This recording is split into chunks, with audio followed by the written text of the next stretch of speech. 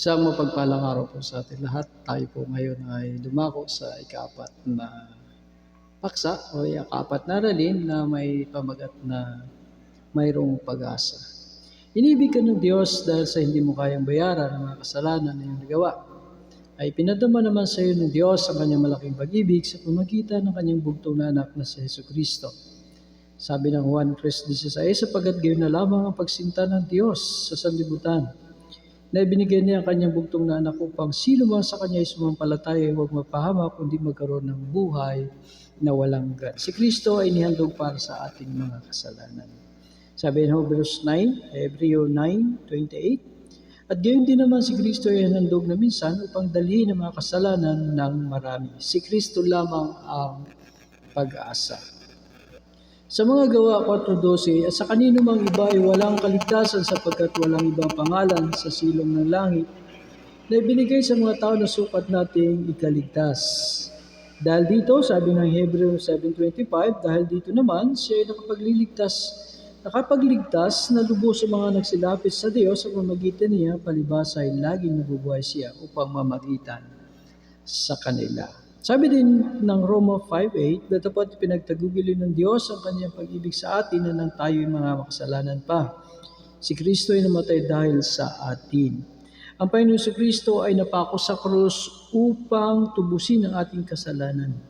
Sa 1 Corinthians 15:20, siya naman namatay subalit siya hindi nanatili sa libingan. Siya ay bumangon sa libingan na isang buhay na tagapagligtas. Sabi dito, datapwat si Kristo ngay muling binuhay sa mga patay. Sa 1 Corinthians 15:17, ganun din ang sinabi, at kung si Kristo ay hindi muling binuhay, ang inyong mga pananampalataya ay walang kabuluhan. Kayo'y nasa inyong mga kasalanan pa. No? Buhay na tagapagligtas si Kristo. Nabuhay siyang muli. Siya, buhay po ang ating pananampalataya. Ano po ang mga katanungan? Ito po, dumako na tayo sa ating mga katanungan. Una, pinabayaan ba ng Diyos ang tao sa kanyang makasalanang kalagayan? Hindi po, kasi ang sabi ng 3:16 ay ibinigay ng Diyos sa kanyang bugtong na anak. So, para po sa ating kaligtasan. So, paano maliligtas? Galang tanong. Paano maliligtas? Maliligtas sa pagkapahamak ang tao. Doon pa rin po tayo sa 3:16 ng Juan. Ang sino man sa kanya yung sumampalataya ay huwag mapahamak, bagkus magkaroon ng buhay na walang hanggan. Katlong tanong, bakit binigyan ng Diyos sa kanyang bugtong ang kanyang anak na si Jesucristo?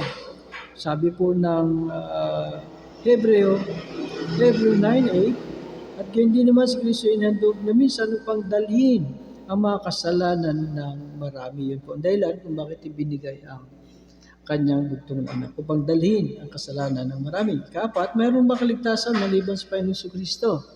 Kung babasahin natin ang Gawa 4:12, ang sinasabi po, at kanino mang iba ay walang kaligtasan sapagkat walang ibang pangalan sa silong ng langit na ibinigay sa mga tao na sukat nating ikaliligtas, kundi ang pangalan lamang ng ating Panginoon Kristo.